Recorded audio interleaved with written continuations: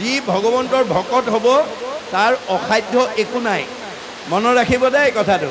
গতিকে আমি যাতে ভগৱন্তৰ ভকত হ'ব পাৰোঁ তেতিয়া আপোনালোকে সকলো মনৰ কামনা পূৰণ কৰিব পাৰিব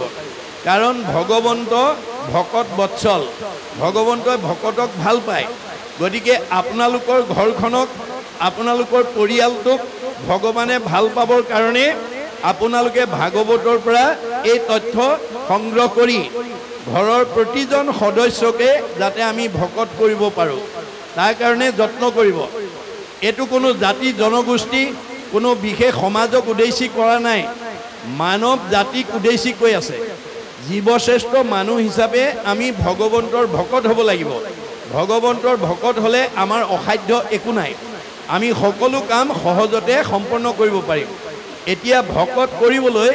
কাণত চেলেং গামোচা দিলেই নহ'ব চেলেং গামোচা ভকত নহয় অৰ্থাৎ চেলেং গামোচা আমাৰ এটা জাতীয় পোছাকহে ভকত হ'বলৈ আমাৰ তিনিটা আখৰৰ গুণবিশিষ্ট হ'ব লাগিব ভকত আমাৰ প্ৰত্যেকটো ল'ৰা ছোৱালীকে পৰিয়ালটোকে আমি ভকত কৰিবলৈ হ'লে আমি কি কৰিব লাগিব ভ শব্দে ভগৱন্ত ভৱ বিমোচন ভজন ভক্তিত তুষ্ট হুৱন্ত সিজন ভগৱন্তই কাক ভাল পায় মানুহৰ জন্ম পায় যি পুৱা গধূলি গা পা ধুই ধূপ এডাল জ্বলাই তেওঁ নাম লয় বা উপাসনা কৰে তেওঁক ভাল পায় আৰু আমাৰ মাক বাপেকে কোন ল'ৰা ছোৱালীক ভাল পায় যি ল'ৰা ছোৱালীয়ে মাক বাপেকক শ্ৰদ্ধা কৰে ভক্তি কৰে মৰম কৰে আদৰ কৰে সন্মান কৰে কথা শুনে হাক বচন মানে দিহা পৰামৰ্শ মতে চলে হেতু সন্তান সকলো মাক বাপেকৰ মৰমৰ কোনোবা যদি সন্তান হৈ মাক বাপেকক শ্ৰদ্ধা নকৰে ভক্তি নকৰে মৰম নকৰে আদৰ নকৰে সন্মান নকৰে কথা নুশুনে হাক বচন নামানে হেতু সন্তান কোনো মাক বাপেকৰ মৰমৰ হ'ব নোৱাৰে এটো যেনেকৈ বাস্তৱ সত্য আমি কাৰ সন্তান আমাৰ ভাগৱতত কৈছে যিজনৰ টিপিটিত তুষ্ট হ'ব দেও জানিবা সিজন পিতৃ এক কৃষ্ণ দেও আমাৰ সকলোৰে পিতৃ কৃষ্ণ আমি তেওঁৰে সন্তান এতিয়া সন্তান হৈ আমি ৰাতিপুৱা গধূলি ধূপ এডাল জ্বলাই তেওঁক উপাসনা কৰিছোনে নাই তেওঁৰ নাম লৈছোনে নাই তাৰ ওপৰতহে আপোনাক বা মোক ভগৱানে কিমান ভাল পাব কিমান সুখত ৰাখিব কিমান দুখত ৰাখিব এটো নিৰ্ভৰ কৰিব গতিকে প্ৰথম কথাটো যে আমি ঈশ্বৰক ভজিবলৈ যত্নপৰ হ'ব লাগিব ল'ৰা ছোৱালীকো সেই আদৰ্শ শিকাব লাগিব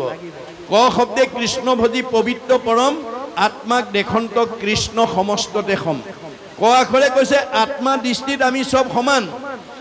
আত্মাৰ ডাঙৰ সৰু নাই আত্মাৰ মতা মাইকী নাই আত্মাৰ বগা কলা নাই আত্মাৰ ওখ চাপৰ নাই মানে ছোট বড় আপোত পৰ এইবোৰ নাই এইবিলাক দেহৰ ধৰ্মহে দেহৰহে মতা আছে মাইকী আছে বগা আছে কলা আছে ওখ আছে চাপৰ আছে শকত আছে ক্ষীণ আছে আপোন আছে পৰ আছে ছোট আছে বড় আছে এইবিলাক দেহৰ ধৰ্মহে আমাক গুৰুজনাই কৈছে দেহ ধৰ্ম এৰি আত্মা ধৰ্ম ল'ব লাগিব দেহ ধৰ্ম ল'লে আপুনি ঈশ্বৰৰ ওচৰলৈ যাব নোৱাৰিব কাৰণ দেহটো মায়া আজি আছে কালিলৈ নাই মায়া মানে অজ্ঞান গতিকে আন্ধাৰ গতিকে অজ্ঞান আন্ধাৰৰ ধৰ্ম লৈ আপুনি পোহৰৰ ঠাইলৈ যাব নোৱাৰিব গতিকে আমি দেহ ধৰ্ম এৰি আত্মা ধৰ্ম ল'ব লাগিব গতিকে আত্মা দৃষ্টিত আমি সকলো সমান আমাৰ আত্মাৰ ডাঙৰ সৰু উচ্চ ওখ চাপৰ মতা মাইকী নাই আত্মা কেনেকৈ আছে আমাৰ শৰীৰত আমাৰ ঋগ্বেদত কৈছে কে খাগ্ৰ শতভাগস্য শতাংশ সাদিসাত্মক জীৱ সূক্ষ্ম অৰূপ অয়ং সংঘাতিটো হিচিতগণ আমাৰ চুলিৰ আগ এটা 10,000 ভাগ কৰি এভাগ ল'লে যিমান সূক্ষ্ম অণু হয় সিমান সূক্ষ্ম অনুৰূপে আমাৰ গুৰি পৰুৱাত যিমান হাতীটোতো সিমান বুঢ়া মানুহত যিমান কেঁচুৱা ল'ৰাটো সিমান দেহৰহে ডেকা বুঢ়া দেহৰহে ডাঙৰ সৰু আছে আত্মাৰ নাই এই আত্মা জ্ঞান যেতিয়া আমাৰ হ'ব তেতিয়া আমাৰ গৃহত শান্তি প্ৰতিষ্ঠা হ'ব যিগৰাকী শাহুৱেকে আত্মজ্ঞান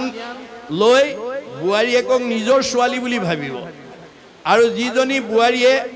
ক আখৰৰ তত্ত্বজ্ঞান লৈ শাহুৱেকক নিজৰ মাতৃ বুলি ভাবিব সেইখন ঘৰত কেতিয়াও শাহু বোৱাৰী মতভেদ হ'ব নোৱাৰে মনত ৰাখিব কথাটো ককাই ভাইৰ মাজত মতভেদ হ'ব নোৱাৰে কাৰণ আমি সকলো এক আত্মা তেতিয়া আমি কোনেও কাকো দুখ পোৱাকৈ কোনেও কাকো অন্যায় কৰাকৈ আমি কথা ক'ব বা ব্যৱহাৰ কৰিব নোৱাৰোঁ। এইটো ক আখৰৰ বৈশিষ্ট্য। ত শব্দে তৰণৰ উপায়ী শৰণ, হৃদয় মধ্যত দেখে কৃষ্ণৰ চৰণ,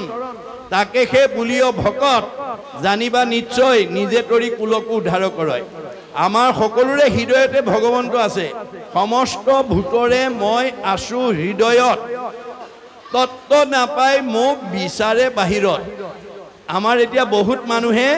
হৃদয়ৰ কৃষ্ণক নিবিচাৰি বাহিৰত বিচাৰি ফুৰিছে তপ জপ যজ্ঞ কৰি। তেতিয়াহ'লে এই কৰ্ম মাৰ্গত যাৰ বিশ্বাস হ'ব ভগৱন্তক আপুনি লগ পাব নোৱাৰিব। কৰ্মত বিশ্বাস যাৰ, হিয়াত থাকন্ত হৰি, অতিশয় দূৰহুন্ত তাৰ, দূৰতো বিদূৰহুন্ত তাৰ। আপোনাৰ হৃদয়তে কৃষ্ণ আছে, বহুত দূৰলৈ গুচি যাব। তাৰ উদাহৰণটো দ্ৰৌপদীয়ে দেখুৱাই থৈ গৈছে। দ্ৰৌপদীক যেতিয়া ৰজস্বলা অৱস্থাত ৰাজসভাত দুশাসনে বস্ত্ৰহৰণ কৰিছিল, প্ৰথমতে দ্ৰৌপদীয়ে নিজৰ শক্তি প্ৰয়োগ কৰি কেনেকৈ লজ্জানত অৱস্থাৰ পৰা সমাজত নিজক বচাব পাৰি তাৰ কাৰণে নিজৰ শক্তি প্ৰয়োগ কৰিছিল। অৱশেষত দুশাসনৰ হাতত পৰাভূত হৈ তেওঁ ভগৱানলৈ মনত পৰিল, এই বিপদত মোক ভগৱানে ৰক্ষা নকৰিলে আৰু ৰক্ষা কৰোঁতা নাই। কিন্তু মাতোতে গণ্ডগোল লগাই দিলে। কি বুলি কৈছে? হে দ্বাৰকাপতি, হে মথুৰাপতি, হে যদুপতি, তুমি আহা, মোক এতিয়া দুশাসনে সমাজত লজ্জানত কৰিব, তুমি ৰক্ষা নকৰিলে আৰু মোৰ গত্যন্তৰ নাই। হে দ্বাৰকাপতি, হে মথুৰাপতি, হে যদুপতি, আহা। চিঞৰি আছে, অহা নাই। তেওঁ ঘপকে মনত পৰিলে, তেওঁতো মোৰ হৃদয়তে আছে। মনত পৰাৰ লগে লগে, হে হৃদয়ানন্দ,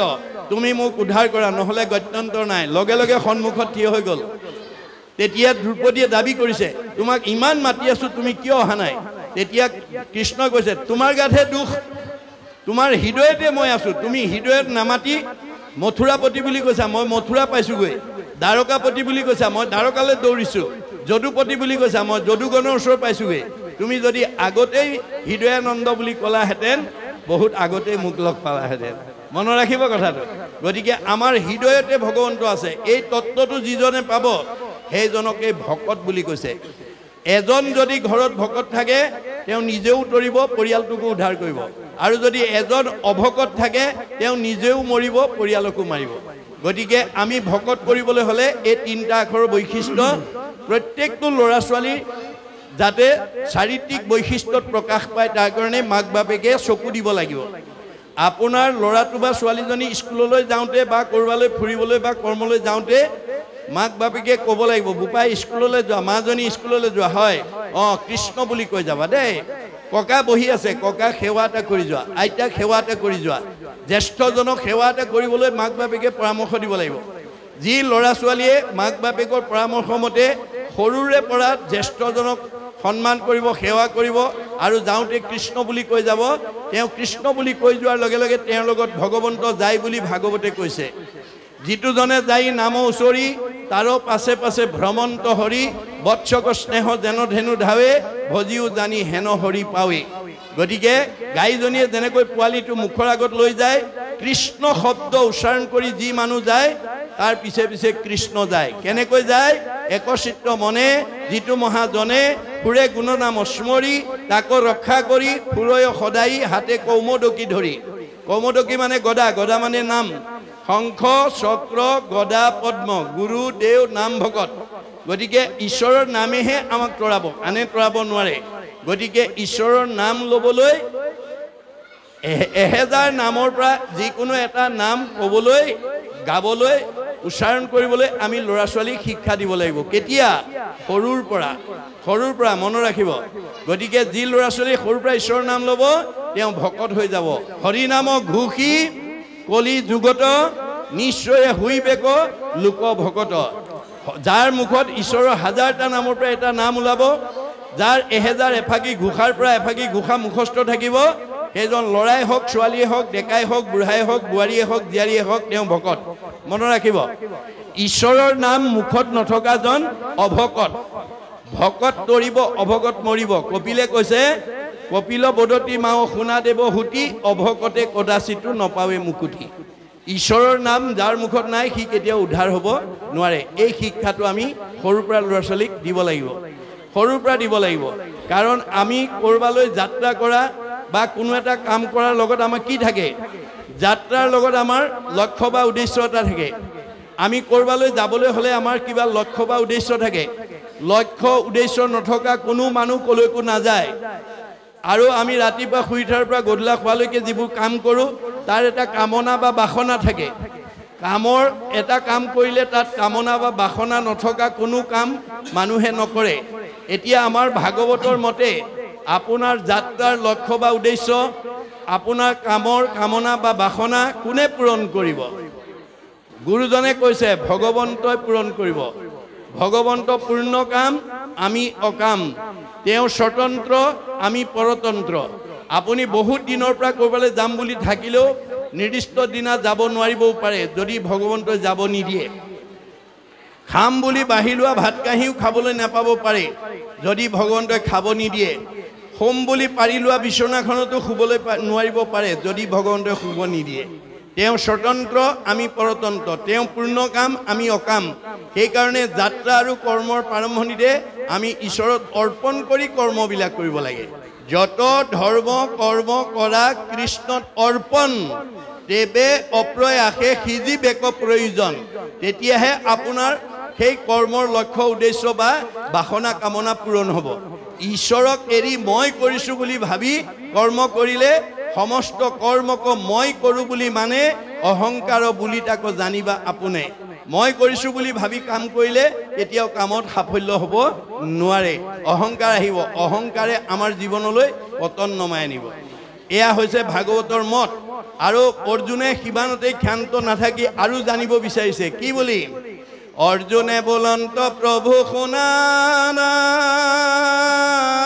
নাৰায়ণ অভকতৰ কি গুণ অতি প্ৰয়োজন যে তিনিটা আখৰ বাদেও আৰু প্ৰয়োজনীয় গুণ ভকতৰ কি থাকিব লাগে তেতিয়া ঈশ্বৰ একহন্ত সখী শুনা ধনঞ্জয় অভকতৰ যি গুণ থাকিবে লাগয় হে সখী ভকতৰ আৰু কি গুণ থাকিব লাগে তুমি শুনা ক্ষমাশীল সমদম ইন্দ্ৰিয় সংযম এহি পঞ্চতত্ত্ব ভকতৰ আচয়নিয়ম এই পাঁচটা নিয়ম ক্ষমা শীল সম দম ইন্দ্ৰিয় সংযম এই পাঁচটা ভাল গুণ আমাৰ গাত থাকিব লাগিব পঞ্চতত্ত্ব যিজনে কৰিব প্ৰকাশ সেহিহে জানিব ধৰ্ম নামত বিশ্বাস এই পাঁচটা গুণ যাৰ গাত থাকিব তেওঁহে ধৰ্ম কি নামৰ মাহাত্ম্য কি বুজি পাব নেৰি বেক ধনে ধানে মানে আসক্তি নাপাইবে উদ্ধাৰ সখী যাইবে অধুগতি ভগৱানে কৈছে বেদে কৈছে কি বুলি যি মানুহে মানুহৰ জন্ম পাই কেৱল ধন ধান মান সন্মান সুখ ভোগকে বিচাৰি ফুৰে হেতু জীৱ কেতিয়াও উদ্ধাৰ হ'ব নোৱাৰে বেদে কি বুলি কৈছে ধায়ত বিষয়ান পুঞ্চ সংগস্তে সুপ্ৰজায়তে সংগাত সংজায়তে কাম কামাত ক্ৰোধ বিজায়তে ক্ৰোধাত ভবতি সন্মোহ সন্মোহাত স্মৃতি বিভ্ৰম স্মৃতি ভঞ্চাত বুদ্ধিনাশং বুদ্ধিনাশাত প্ৰণশ্যতি যি মানুহে বিনাশী সম্পদৰ কামনা বাসনাৰ বলি হৈ যাব কামনাত বাধা পৰিলে ক্ৰোধ আহিব ক্ৰোধ অহাৰ লগে লগে মোহগ্ৰস্ত হ'ব মোহগ্ৰস্ত হোৱাৰ লগে লগে স্মৃতি নষ্ট হ'ব স্মৃতি নষ্ট হোৱাৰ লগে লগে বুদ্ধি নষ্ট হ'ব আৰু বুদ্ধি নষ্ট হোৱাৰ লগে লগে পথ বাচিব নোৱাৰি 84 নৰকত আকৌ জাহ যাব লাগিব সেইকাৰণে গোকুলত কৃষ্ণই বাল্যকালতে কেইবাটাও অসুৰ বধ কৰি লৈছে কাৰণ বাল্যকালতে যদি সি অসুৰকেইটা বধ কৰি নলয় তেতিয়া অনাগত 7-8 বছৰ বয়সত তেওঁ গোপীসকলৰ লগত মহাৰাস কৰিব নোৱাৰে গোপীসকলৰ লগত কৃষ্ণই যেতিয়া মহাৰাস কৰিছিল তেতিয়া তেওঁৰ বয়স আছিল 7-8 বছৰ সেইকাৰণে অনংগ কেলি বুলি কোৱা হয় এতিয়া সেই অসুৰবিলাকৰ ভিতৰত প্ৰথম অসুৰ কাক মাৰিছিল পুতনা পুতনাৰ আবিধানিক অৰ্থ দুৰ্গন্ধ আশা আকাংক্ষা কামনা বাসনা অৰ্থাৎ আমি কামনা বাসনাবিলাকক যেতিয়ালৈকে মাৰিব নোৱাৰিম তেতিয়ালৈকে আমি গতি পাব নোৱাৰিম গতিকে বিষয়ত অতি আশকতি ভৈল যাৰ কৃষ্ণক পাইবাৰ আশা নিৰ্বতিলতাৰ যি মানুহে বিষয় সুখত ইন্দ্ৰিয় সুখ ভোগত যি আসক্ত হৈ যায় তাৰ কৃষ্ণক পাবৰ কাৰণে সি বহুত দূৰ আঁতৰি যাব লাগিব কিয় মানে যেন বায়ু বস্ত্ৰ নিয়ে পশ্চিমে উৰুৱাই পূবক খেদিলে জানো সিটো বস্ত্ৰ পায় বতাহে আপোনাৰ গামোচা বা চেলেংখন পশ্চিম ফালে উৰুৱাই নিছে পশ্চিম ফালে উৰুৱাই নিয়া গামোচাখন বা চেলেংখন পাবৰ কাৰণে যদি পূব ফালে দৌৰি থাকে কোনোবা দিনাখন জানো পাব নাপায় গতিকে আপোনাৰ মনটো যেতিয়া বিনাশী সম্পদৰ ফালে আগবাঢ়ি যাব তেতিয়া অবিনাশী ভগৱন্তত ভক্তি কৰিব নোৱাৰিব সেইকাৰণে প্ৰথম অসুটো কামনা বাসনা যিটো আমাৰ জন্মগত ইনবৰ্ন যিটো আমাৰ কামনা বাসনাৰ আসুৰিক প্ৰবৃত্তি সেইবিলাকক আমি সৰুৰ পৰাই মাৰিবলৈ যত্ন কৰিব লাগিব তেতিয়াহে আমাৰ অনাগত দিনত সেই ল'ৰাটো বা ছোৱালীজনী এজন ভকত বা সৎ লোকৰ অধিকাৰী হ'ব গতিকে যি মানুহে আশাত বন্দী হৈ যায় কামনা বাসনাত বলি হৈ যায় সেই মানুহক একো বস্তুৰে জোৰা নমৰা হয় বুলি ভাগৱতত বৰ্ণনা কৰিছে যত দিব্য ঘৰ বাৰী বস্ত্ৰ অলংকাৰ সবেও নুপুৰে মন একলোভিয়াৰ যাৰ মনটোত বিনাশী ধন ধান টকা পইচা গাড়ী মটৰ পকা ঘৰ দুৱাৰ ইন্দ্ৰিয় সুখ ভোগত যাৰ মনটো আসক্ত হৈ যাব তাক একো বস্তুৰে জোৰা নমৰা হ'ব সি সদায় অসন্তুষ্ট হৈ থাকিব অসন্তুষ্ট প্ৰাণীৰ নখন্দে মন দুখ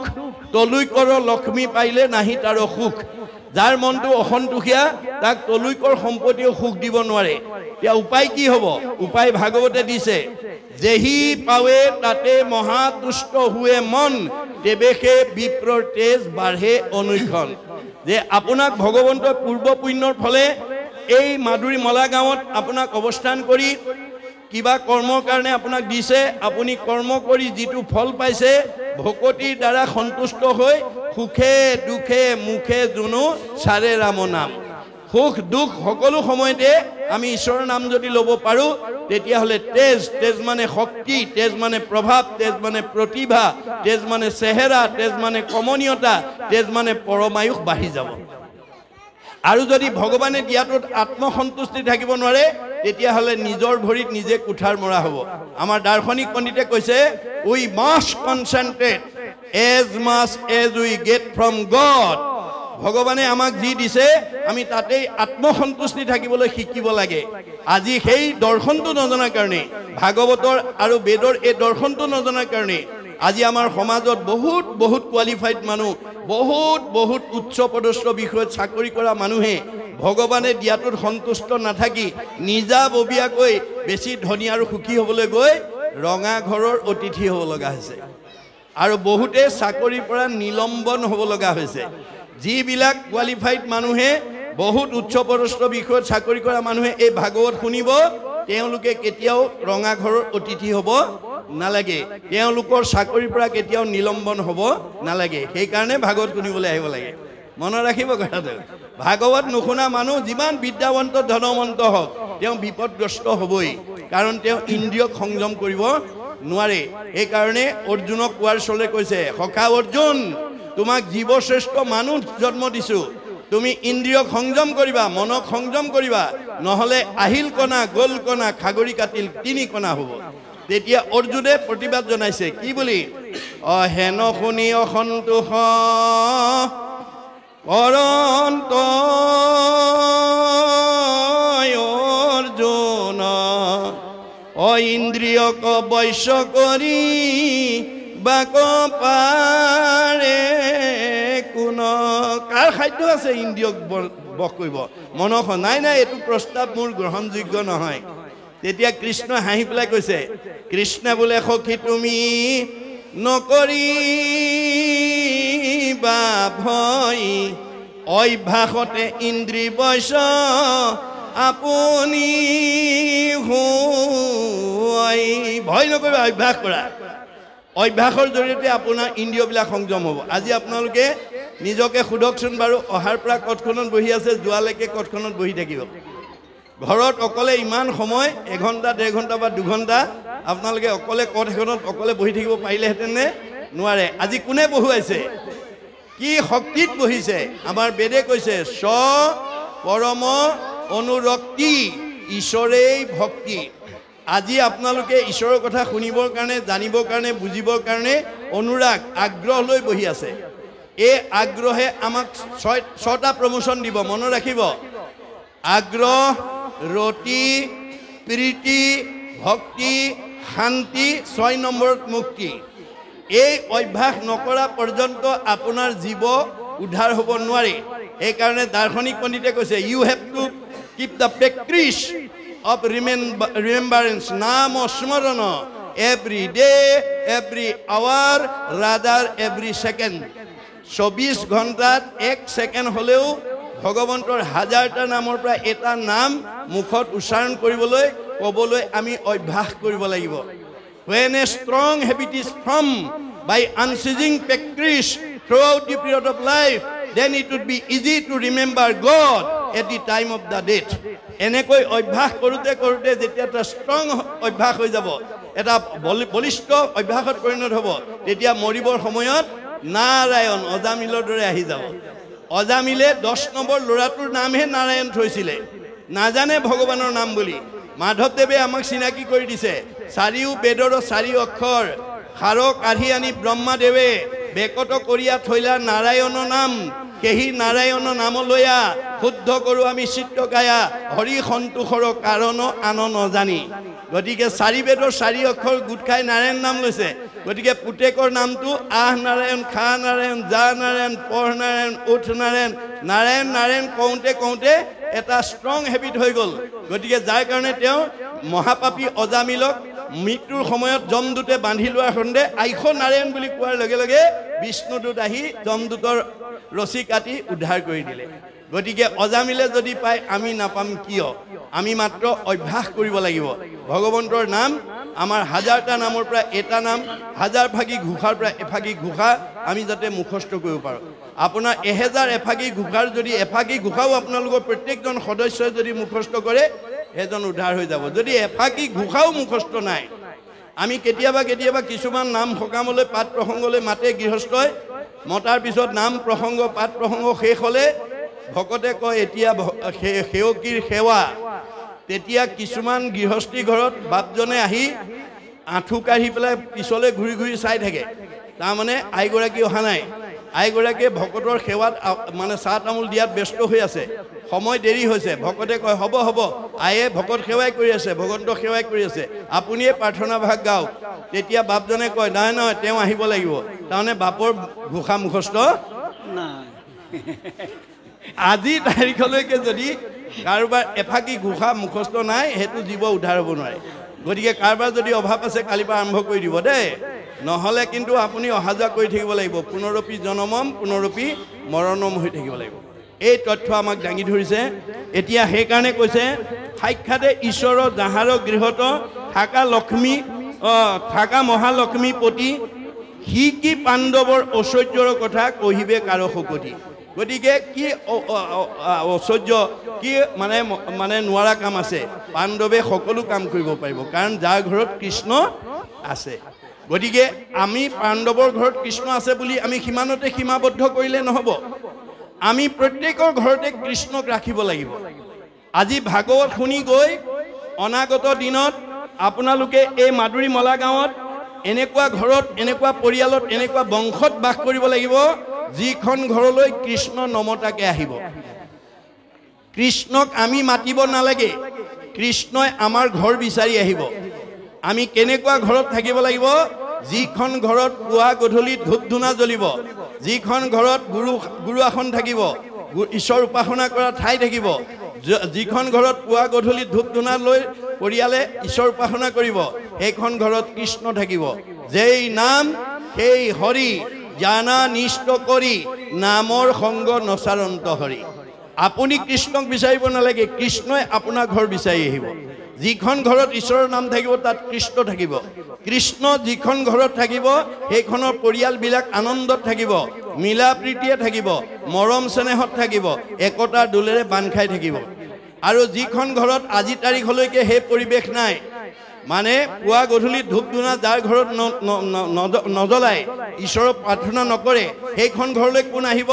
আমাৰ দ্বাদশ স্কন্ধ ভাগৱতত কৈছে শ্ৰৱণ কীৰ্তন জড়িত কৃষ্ণৰ নকৰে তই তেখে ৰাক্ষসীগণে বিঘিনি আচৰে যিখন ঘৰত পুৱা গধূলি ধূপ ধূনা নজ্বলে ঈশ্বৰ উপাসনা নকৰে সেইখন ঘৰলৈ অঘাসুৰ বকাসুৰ পলম্বাসুৰ অৰিষ্টাসুৰ পুতনা ব্যোমাসুৰ ধেনুকাসুৰ সব অসুৰবিলাক আহি যাব কায়িকভাৱে নহয় দেই স্বভাৱগতভাৱে প্ৰকৃতিগতভাৱে আহি যাব আমাৰ কিছুমান মানুহৰ পৰিয়াল আছে কথা ক'বই নোৱাৰে টিঙিচকে খং উঠেই কথা ক'বই নোৱাৰে লাঠিডাল উলিয়াই আনেই কথা ক'বই নোৱাৰে ঠেঁপেচ লাগি চকু পানী উলিয়াই ৩-৪ দিন মালে ভাত পানী নাখায় এই স্বভাৱটো যিখন ঘৰৰ পৰিয়াল আছে এইটো অসুৰ থকা পৰিয়াল এই আসুৰিক ভাৱবিলাক যেতিয়ালৈকে আমি মাৰিব নোৱাৰিম অৰ্থাৎ সংস্কাৰ কৰিব নোৱাৰিম সেইখন ঘৰত সেইটো পৰিয়ালত কেতিয়াও শান্তি নহ'ব আমি সেই অসুৰবিলাকক কেনেকৈ মাৰিম আমাৰ নাৰায়ণ ঠাকুৰ এটা ফকৰাত আমাৰ আধ্যাত্মিক তত্ত্বযুক্ত এটা ফকৰাত কৈছে কি বুলি যে কুকুৰে কৰিলে বিয়া বাঘৰ জীয়াৰী দেখিয়া ভালুক গ'লে ঘৰ বাৰী এৰি কুকুৰে যদি বাঘৰ জীয়াৰী বিয়া কৰিব পাৰে সেইখন ঘৰত ভালুকৰ পৰিয়াল থাকিব নোৱাৰে তাৰ মানে কুকুৰ মানে জীৱ ডেকা ল'ৰাই হওক গাভৰু ছোৱালীয়ে হওক বোৱাৰীয়ে হওক জীয়াৰীয়ে হওক যিটো জীৱই বাঘৰ জীয়াৰী মানে নাম বিয়া মানে সম্পৰ্ক নামৰ লগত যি সম্পৰ্ক কৰিব সেইখন ঘৰত কাম ক্ৰোধ লোভ মোহ মদ মাৎসৰ্য ঈৰ্ষা হিংসা কুৎসুত কপট এই আসুৰিক ভাৱবিলাক থাকিব নোৱাৰিব মনত ৰাখিব কথাটো এই আদৰ্শৰে আমি যাতে নিজৰ ঘৰখন যাতে আমি এখন সুন্দৰ ঘৰ কোনো সমস্যা নোহোৱা ঘৰ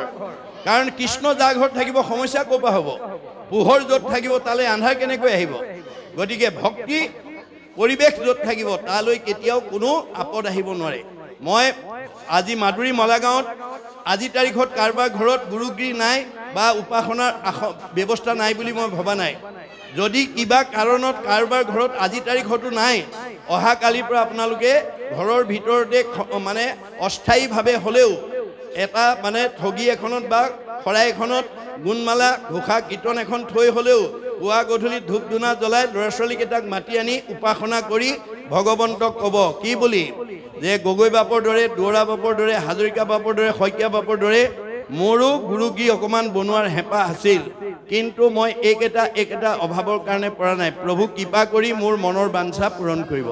আপোনালোকক এমাহ সময় দিছোঁ যদি আজি তাৰিখলৈকে কাৰোবাৰ সেই অসুবিধা আছে আপোনালোকে ভগৱানক উপাসনা কৰি এমাহ তেওঁক জনাওক গতিকে ভগৱান আপোনাৰ হৃদয়তে আছে সমস্ত ভূতৰে মই আছোঁ হৃদয়ত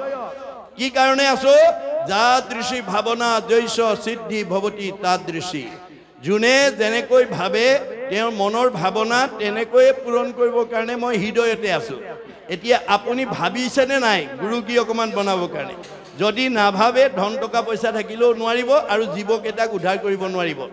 মাধৱদেৱে ঘোষাত লিখিছে হৰি গুণনাম শ্ৰৱণ কীৰ্তন ভজিও হৰি চৰণ মনুষ্য হুইবাৰ এহি মানে মাত্ৰ জানা নিজ প্ৰয়োজন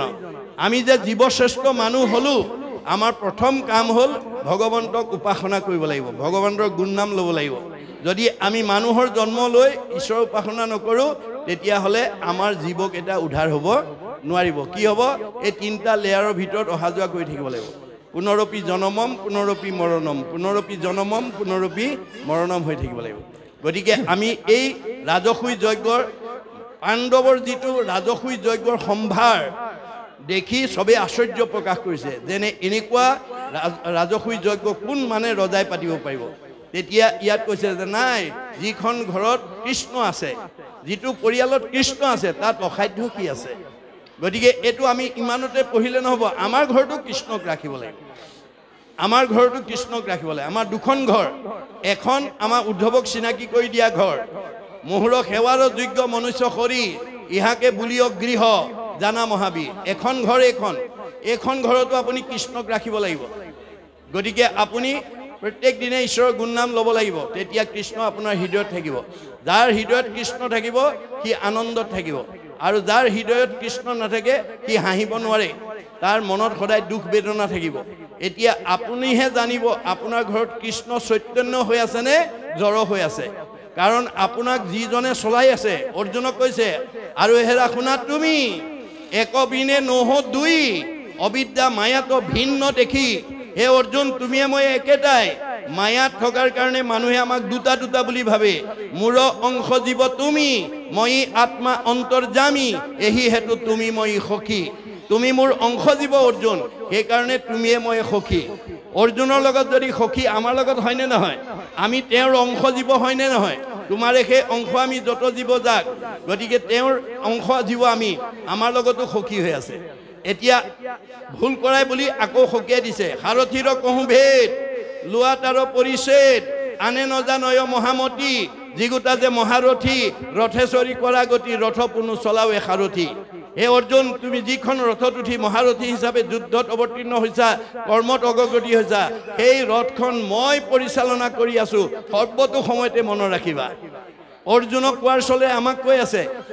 আমাৰ ৰথখন যদি অৰ্জুনৰ ৰথখন কৃষ্ণ চলাইছে আমাৰ ৰথখন কোনে চলাইছে আমাৰ ৰথখন কি দেহ ৰথ ঘোঁৰা মন ইন্দ্ৰী প্ৰাণ সেনাগণ বিষয় অৰণ্য ভৈলতাৰ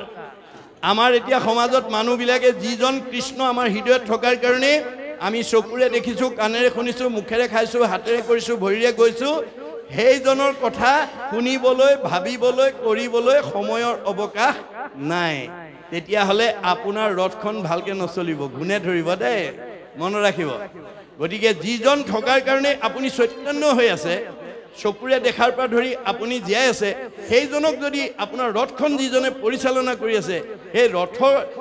মানে পৰিচালকজনক যদি আপুনি আহাৰ পানী খাব নিদিয়ে তেওঁ আপোনাৰ ৰথখন ভালকৈ চলাব নেকি আপুনি বহুত দামী গাড়ী এখন আনি ড্ৰাইভাৰ এটাক উঠাই লৈ পেলাই দিনৰ দিনটো 24 ঘণ্টা ঘূৰাই আছে কিন্তু খাবলৈ দিয়া নাই সেইজন ড্ৰাইভাৰে আপোনাৰ গাড়ীখন দামী হ'ল বুলি ভালকৈ চলাব পাৰিব নেকি ক'ৰবাত নি গছত খুন্দিয়াই নিজেও মৰিব আপোনাকো মাৰিব এইটো যেনেকৈ বাস্তৱ সত্য আমাক চলাই থকা কৃষ্ণ আমি তেওঁক আহাৰ দিছোঁনে নাই আমাৰ এইজন ড্ৰাইভাৰক আমি আহাৰ দিছোঁনে নাই আমাৰ আহাৰ কৃষ্ণৰ আহাৰটো কি এনেকৈ আমি দিয়া অন্য ড্ৰাইভাৰক দিয়া ভাত পানীৰ দৰে দিব নালাগিব সেই কৃষ্ণ পুজিবে দ্ৰব্য লাগে মাত্ৰ নাম তেবে নৰে লভে ধৰ্ম মুখ্য অৰ্থ কাম গতিকে আমাৰ হৃদয়ত থকা কৃষ্ণক আমি নামেৰে পূজা কৰিব লাগে ৰাতিপুৱা গধূলি তেওঁৰ নাম লৈ থাকিব খাওঁতে শুওঁতে বৰ্জৰ গোপীসকলে ভাত ৰান্ধনতে দধি কিৰাওঁতে দধি মথনতে কাঁহী বাতি ধুৱন্তে কেঁচুৱা নিচুকাওঁতে কাঁহী মানে সকলো সময়তে আমি ঈশ্বৰৰ নাম লৈ থাকিব লাগে চোতালো সাৰি আছে বৰগীতো গাই আছে চোতালো চফা হ'ব হৃদয়ো চফা হ'ব কাঁহী বাতিও ধুই আছে দিহানামো গাই আছে কাঁহী বাতিও চফা হ'ব হৃদয়ো চফা হ'ব গতিকে কৰ্মৰ মাজতে যাতে আমি ঈশ্বৰৰ নাম লৈ পেলাই আমি যাতে জীৱনটো সাৰ্থক কৰিব পাৰোঁ আৰু আপুনি কৃষ্ণৰ নাম ল'লে কৃষ্ণই আহাৰ পাব কৃষ্ণই আহাৰ যেতিয়া পাব আপোনাৰ শৰীৰত চৈতন্য হৈ থাকিব আপোনাৰ চৈতন্য হৈ থাকিলে আপুনি হাঁহিব পাৰিব আনন্দ কৰিব পাৰিব সুখত থাকিব পাৰিব যিজন মানুহে কৃষ্ণক আহাৰেই নিদিয়ে কেৱল নিজৰ সুখৰ কাৰণে চিন্তা কৰি আছে সেইজন মানুহে সুখ বিচাৰি পাব দুখৰ উপৰি